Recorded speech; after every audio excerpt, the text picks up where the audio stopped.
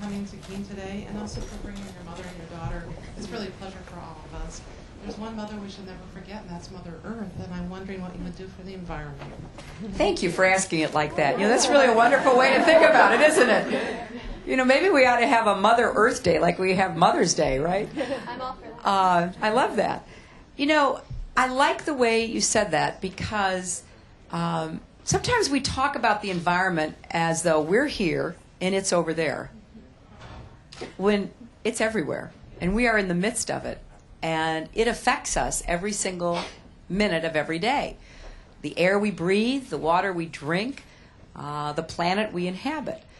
And I think we've been pretty hard on Mother Earth. I think we owe Mother Earth an apology because we've been using her up, taking her for granted, and I think we need to shape up and tell Mother Earth we're going to make it up to her. I think that we have very significant environmental problems, and then we have global warming, which is the mother of all environmental problems. I want to tackle all of them.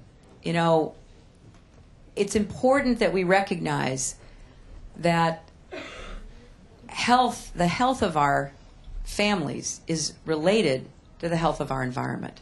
You know, there are 3 ways you can get an illness. You can be genetically programmed for it.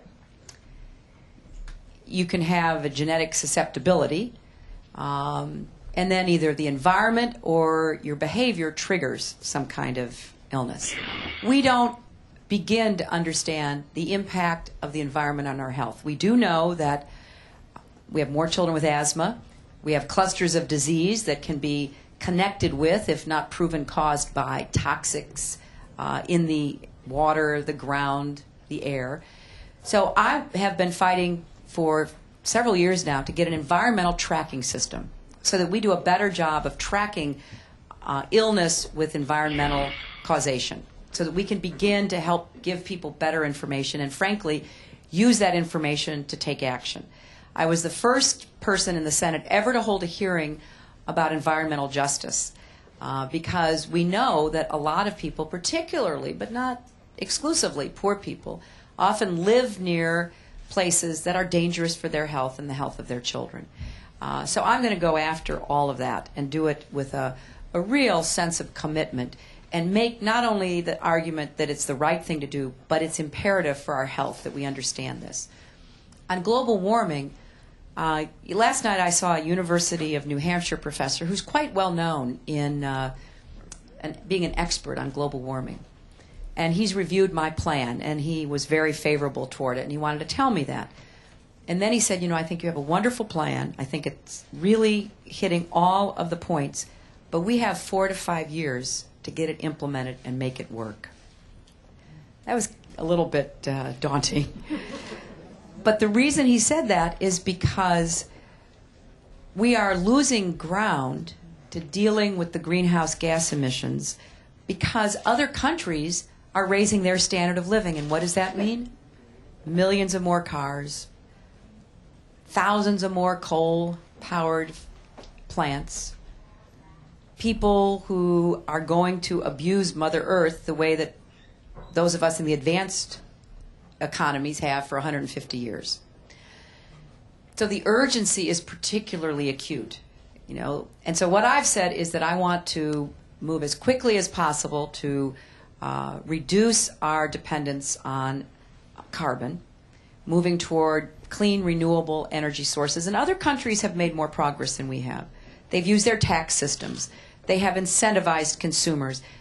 Germany has really done a lot to be focused on solar power to provide electricity for homes and businesses. And in the process, they've created hundreds of thousands of new jobs.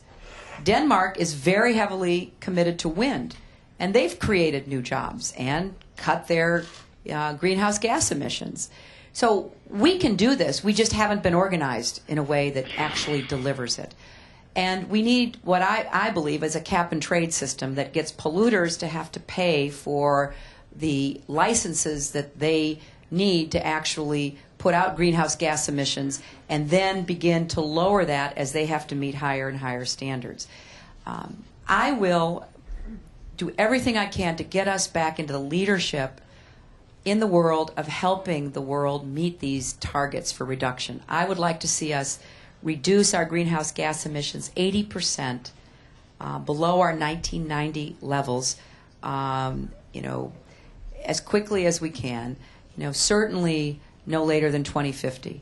And if we did that and we did it steadily and we were serious about it and we helped these other countries that are trying to increase their standard of living avoid doing what we've done.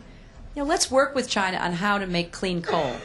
Let's work with China on some of these experiments about carbon sequestration to see whether you can get the carbon and the mercury out of coal. Let's work with them to do more wind and more solar and see if we can't build distribution systems. Let's do more on geothermal. I was amazed. A few weeks ago I was in Iowa and I visited a hospital in West Burlington, Iowa that is 100% powered by geothermal from a nearby lake. New Hampshire already gets a lot of your energy from wind, and geothermal, I don't know a lot about the geology of New Hampshire, but geothermal is something worth looking at. I drove from Las Vegas to Pahrump, Nevada a couple of months ago. That's an hour outside in the desert. And you drive through all this federally owned land. Let's try solar. Yes, it's complicated, and yes, it's expensive. And maybe we just have to bite the bullet and pay for it in order to get it more commercially available and get the price down. It's like any new technology. Televisions used to be a lot more expensive than they are today. You get big screen and they were thousands of dollars and the price drops once the technology improves and you create a market for it. So as president, I'm going to ask the rest of the world to meet every 3 months to try to hammer out a new post-Kyoto treaty. I was embarrassed by our country at Bali. It was so heartrending to see us. And I was very proud of Vice President Gore that he went there and he basically stood up for all of us who don't agree with the Bush administration. But now we've got to translate that into doing something. So I'm going to try every way I can to take care of Mother Earth.